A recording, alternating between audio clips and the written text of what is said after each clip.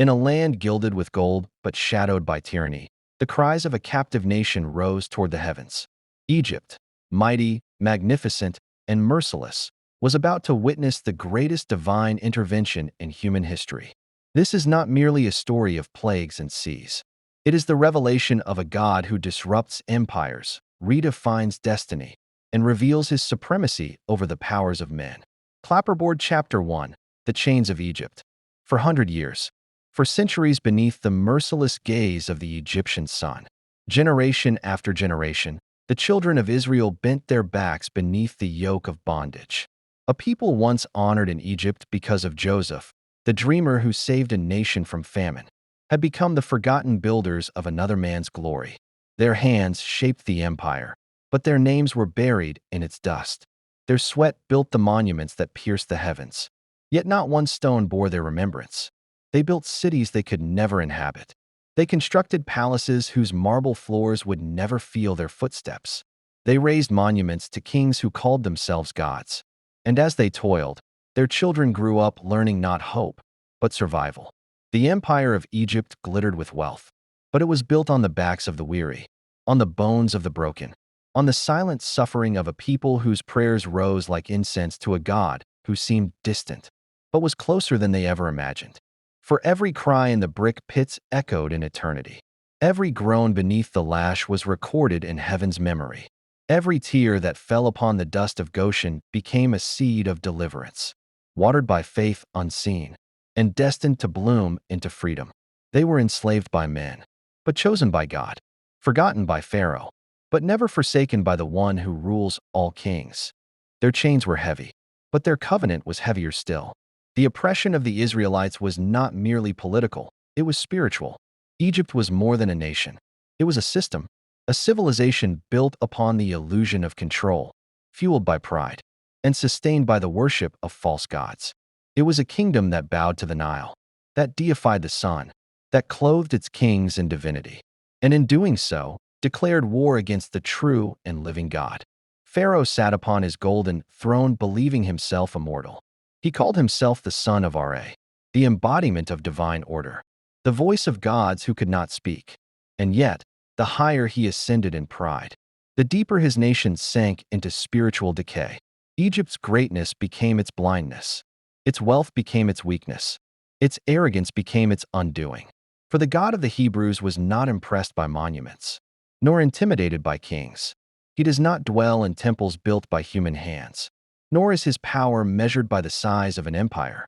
And so the Israelites waited, not with weapons, not with armies, but with faith, fragile, flickering, yet alive. They spoke of promises whispered to Abraham, of visions shown to Isaac, of words given to Jacob. And those centuries had passed. Those words still burned in their bones like hidden fire. They did not know when, but they believed that one day, the God of their fathers would remember his people. And when heaven remembers, the earth trembles, because when the cries of the oppressed reach the throne of justice, no empire can stand untouched. When the prayers of the forgotten rise like smoke, they summon the breath of God that topples thrones. Pharaoh may have ruled the world, but God ruled eternity. Egypt's idols stood tall, but they were hollow. Its gods shone in gold, but they were lifeless. And the God of the Israelites, though unseen, though unheard for generations, was about to speak in a language that no man could ignore. Heaven was not silent. It was waiting, waiting for the right moment, the right servant, the right fire to ignite destiny. Because even in chains, the chosen were still chosen. And even in captivity, God's covenant remained unbroken. The empire thought it owned their labor, but what it truly held was the stage for God's revelation. For no kingdom, no pharaoh, and no chain forged by man can withstand the will of the Almighty. And God heard their groaning, and God remembered his covenant. Exodus 2, verse 24. Clapperboard Chapter 2: The Voice in the Wilderness. There are places on this earth where time itself seems to hold its breath, where silence is ancient, and the wind carries whispers older than memory. It was in such a place that destiny found a fugitive. Once, Moses had been a prince, a child of promise raised in the halls of Pharaoh, educated in the wisdom of Egypt, robed in luxury, crowned by privilege. But the road of purpose often leads through loss. Now he was a shepherd, a man stripped of title, haunted by the shadow of a past mistake. 40 years of exile had dulled his confidence, but sharpened his soul. He spoke now to sheep, not to kings. He led flocks, not armies. Yet heaven was watching. In the wilderness, Moses learned what power never teaches: humility. He learned that before a man can lead, he must first learn to listen. Every day, he walked in silence, not knowing that every step was leading him toward a moment that would change eternity. And then it happened. A flicker of light, a flame that defied the laws of nature and the logic of men. A bush burning, yet not consumed. The desert had seen many fires, but never one like this. This was not destruction. It was revelation. The fire burned as though it were breathing, each flame a word unspoken, each spark a summons from eternity. Moses drew near, curiosity overtaking fear, and from within the light came a voice. No mortal tongue had uttered his name that way before, as if the sound itself carried purpose. And then the voice said, "Take off your sandals, for the place where you stand is holy ground." Holy ground, not because of where it was, but because of who was there. In that instant, the eternal had stepped into the temporal. Heaven had touched dust, and the God who had seemed silent for centuries now spoke with unmistakable authority. "I have surely seen the affliction of my people in Egypt, and have heard their cry by reason of their taskmasters. I know their sorrows, and I have come down to deliver them."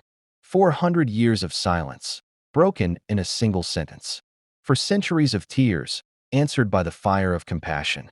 The God who seemed absent was never absent. He had seen every lash that struck their backs. He had heard every cry in the darkness. He had counted every tear that fell on the dust of Goshen. And now, he had come down. But Moses, like many chosen ones, looked at his own weakness before he looked at God's strength. "Who am I," he stammered, "that I should go unto Pharaoh?" A question whispered by every trembling servant of destiny. "Who am I to carry such a calling?" And God answered with words that would echo through all generations. "I will be with you." It was not a strategy that God gave him, but a presence. Not a plan, a promise. For where God's presence abides, weakness becomes strength, and fear becomes faith. But Moses asked again, "When they ask me who sent me, what shall I say?" And the voice thundered, not in rage, but in revelation. "I am that I am." The desert trembled with the sound. It was not a name, it was existence itself.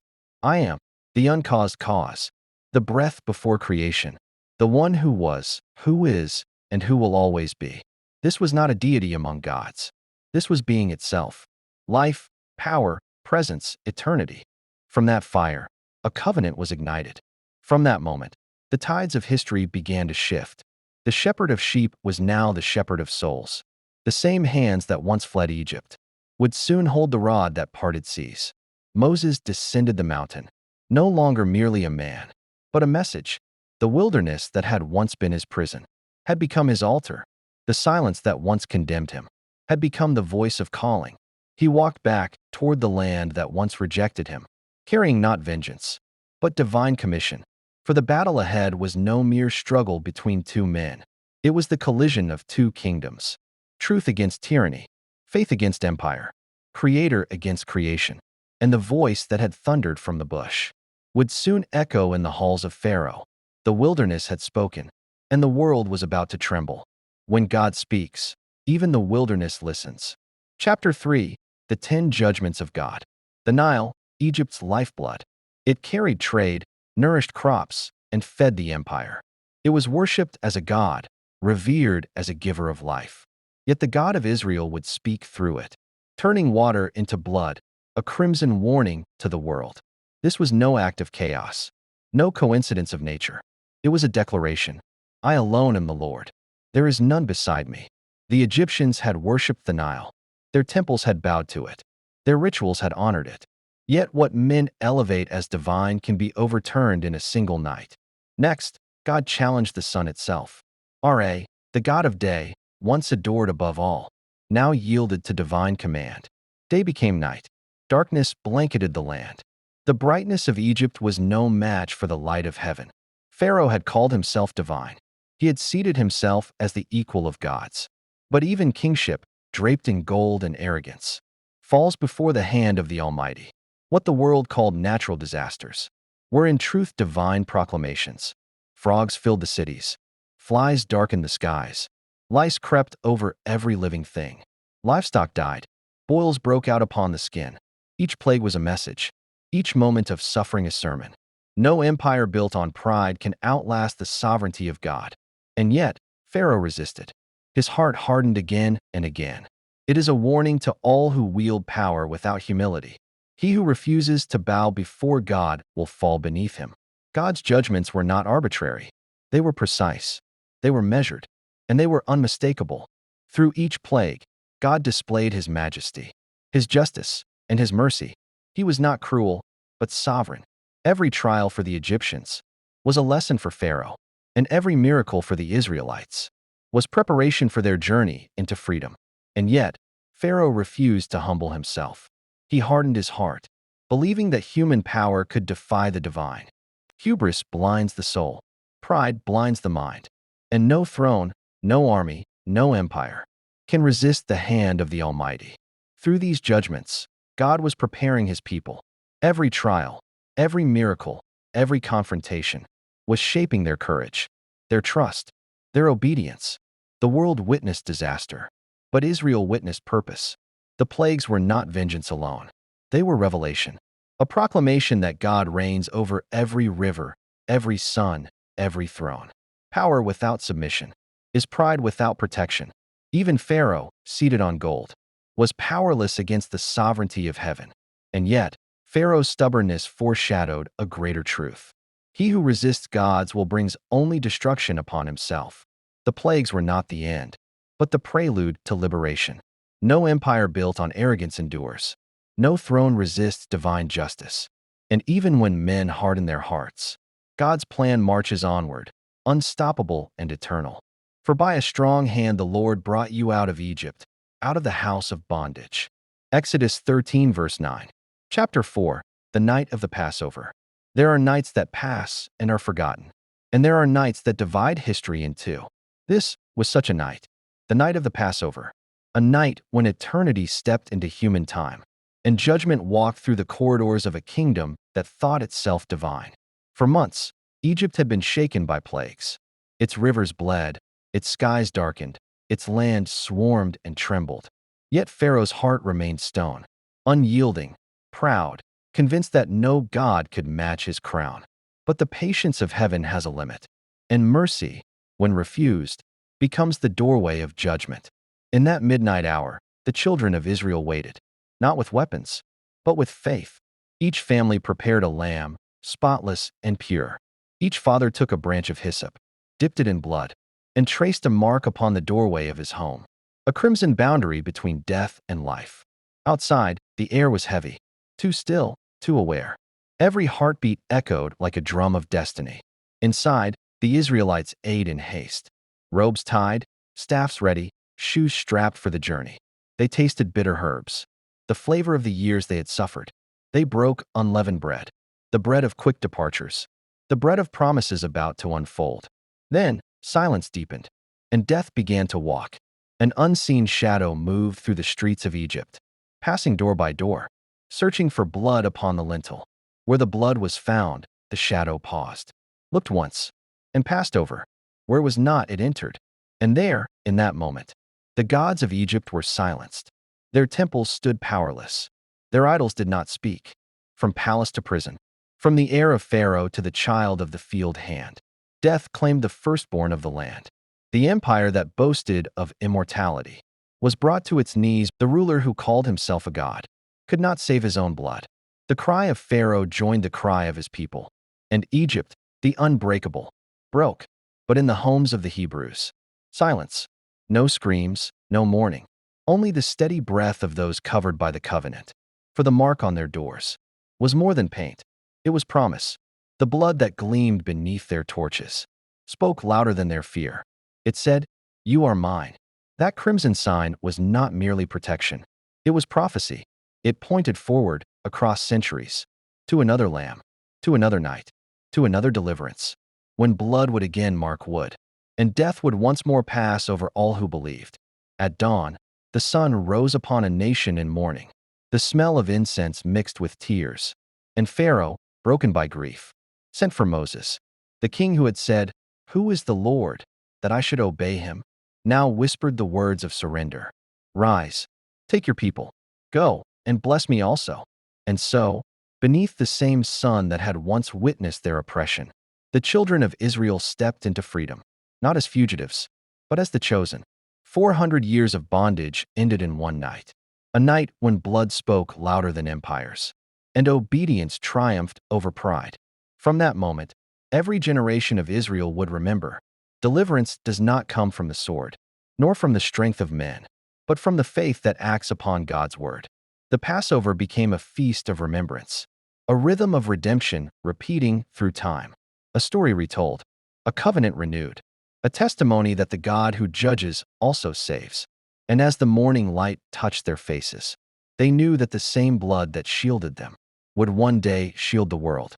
The Passover was not the end of bondage. It was the birth of freedom, not the silence after judgment, but the song before deliverance. And the God who passed over their doors still passes over every life, marked by faith and mercy today. When I see the blood, I will pass over you. Exodus 12, verse 13. Chapter 5, the sea that split time.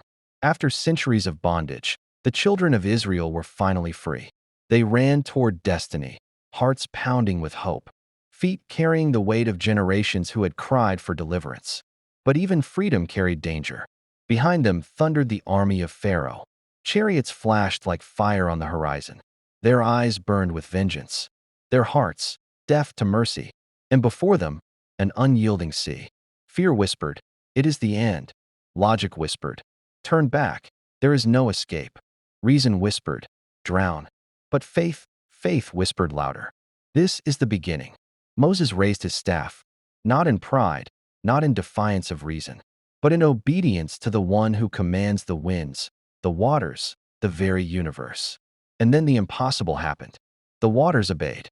They rose like walls the seabed became a firm path beneath their feet. The impossible became reality. Faith is not the absence of fear. It is the courage to walk where logic says you cannot, to move when every sign screams stop, to believe when every circumstance shouts drown. The oppressors pursued, blinded by pride, believing their power could command the impossible. They did not see the hand that had already written their fate. And when the last Israelites stepped onto dry ground, divine justice struck. The waters returned to their place, swallowing the oppressors, a divine punctuation mark on centuries of suffering, a testament that no force built on arrogance can withstand God's command. This was more than a miracle of water. It was a miracle of trust, a reminder that God can make a way where no way exists. Freedom demands courage. Faith demands risk. Obedience demands surrender. The parted sea was not merely a path to safety. It was a declaration to the world. The Creator commands creation. Logic bows to obedience. Fear yields to faith. The sea that split time reminds us that with God, the impossible is always possible. That deliverance comes not through human strength, but through trust in the one who never fails. The hand that split the waters also shapes every path of redemption. And those who walk with God will never walk alone.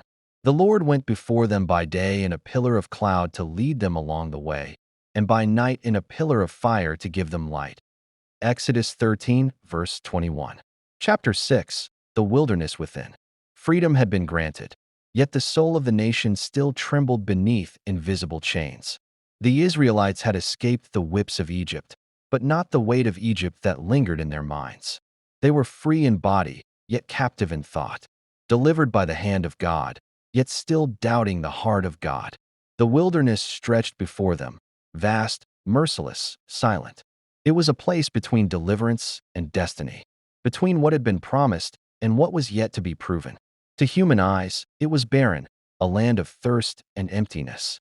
But to divine wisdom, it was sacred ground, a furnace where faith was refined, where dependence would replace doubt, and trust would be tested until it became truth. Many among them longed for Egypt once more. They remembered the taste of bread, but forgot the sting of chains. They recalled the shelter of walls, but not the cruelty within them. How easily the heart romanticizes its prison when freedom demands patience. How quickly comfort becomes an idol when faith feels inconvenient. You see, Liberty without loyalty leads back to bondage. Deliverance without devotion leads to destruction. God was not merely leading them out of Egypt. He was taking Egypt out of them. He dismantled their pride, stripped away their illusions, and silenced the idols of their past. For before they could inherit a promised land, they had to unlearn the logic of slavery. In the wilderness, the noise of empires was replaced by the voice of eternity. No pyramids towered there. No kings demanded tribute. Only sand, silence, and the sound of their own fears echoing back at them. It was there that God began to teach them a language they had long forgotten, the language of trust. When their lips cracked with thirst, water gushed from the rock. When their hunger cried out, manna fell like dew from heaven. Each morning they gathered only what was needed, for greed spoiled the gift. And in that daily discipline, they learned the slow rhythm of divine provision. The manna was more than food. It was theology in motion. It whispered that life is not sustained by hoarded abundance, but by humble dependence on the unseen provider. God was training them to live day by day, not empire by empire. He was teaching them that freedom is not the absence of need, but the awareness of divine sufficiency in every need. The wilderness was never meant to destroy them. It was meant to reveal them, to expose what slavery had concealed, to burn away their fears, and to awaken a faith that could withstand both drought and abundance. For the wilderness is not punishment, it is preparation. It is the space between bondage and belonging, between knowing of God and truly knowing God. Every step through that desert was a lesson. Every sunrise over the sands was a reminder that the same God who parted the sea was still present in the silence. He was not absent in their hunger. He was hidden in their need. He was not cruel in their waiting. He was crafting their worship. Before God could lead them into the promised land, He had to lead them into themselves. For the true wilderness is not the sand beneath our feet. It is the space within our hearts, where faith wrestles with fear, and surrender finally overcomes self. And there, in that sacred emptiness, God was no longer just a deliverer. He became their daily bread, their living water, their very life. Chapter 7. The God Who Still Delivers. The Exodus was not merely a story of a people who left Egypt. It was not a tale confined to the pages of history. It was a declaration, a living pattern of divine deliverance. Every generation has its Egypt. Every soul has its Pharaoh, that insidious voice that whispers, "You cannot be free. You are trapped. You are powerless." But the same God who parted the Red Sea still breaks chains today, not always in dramatic waves, not always with fire and thunder, but with a hand that lifts, a voice that encourages, and a spirit that transforms. He does not merely rescue nations. He redeems hearts. He does not only part waters. He transforms lives. Every bondage, physical, emotional, spiritual, carries within it the echo of the same promise given to Moses. "I have seen your suffering. I have heard your cries. I am with you." Wherever oppression tightens its grip, God moves. Wherever injustice reigns, God rises. Wherever faith is tested, God reveals His power. Your Egypt may look different from ancient Egypt. It may be fear, doubt, addiction, injustice, or despair. It may be a voice, a circumstance, a system, or a memory that binds your soul. Yet the God of Israel remains unchanged. The same hand that raised Moses' staff and split the sea still reaches into the lives of the oppressed, the weary, the fearful. Do not underestimate the God who delivered the Israelites. Do not believe your chains are too heavy, your waters too deep, your night too dark. Faith is the compass. Obedience is the rod. Hope is the path. Deliverance is not always immediate. It may require patience. It may demand courage. It may test the depth of your trust. But the principle is eternal. God delivers. God redeems. God transforms. The God who split the sea is the same God who splits every barrier between you and freedom. The God who delivered His people from slavery is the same God who will deliver your heart from fear, your life from despair, and your spirit from bondage. Remember this. Every Egypt has an exodus. Every Pharaoh has a limit. Every voice of doubt will fall silent before the power of the God who still delivers. Walk forward with courage. Step into freedom with faith. Trust in the God who parts the impossible, and watch chains fall, waters divide, and hearts be transformed. Wherever bondage exists, God moves. Wherever injustice reigns, God rises. Wherever faith is tested, God reveals his power. The story of Exodus is the story of us all. From slavery to salvation, from despair to destiny. It reminds us that no night is too dark, no Pharaoh too strong, and no sea too deep for the one who reigns above all. So when your path is blocked, when fear surrounds you, remember, the God who led Israel through the sea is still leading today. The Lord will fight for you. You need only to be still. Exodus 14, verse 14. Backhand Index Pointing Right. Subscribe to Twisted Chapter for more powerful stories of faith, mystery, and divine intervention. Hashtag Exodus, hashtag Faith Documentary, hashtag God's Power, hashtag Twisted Chapter.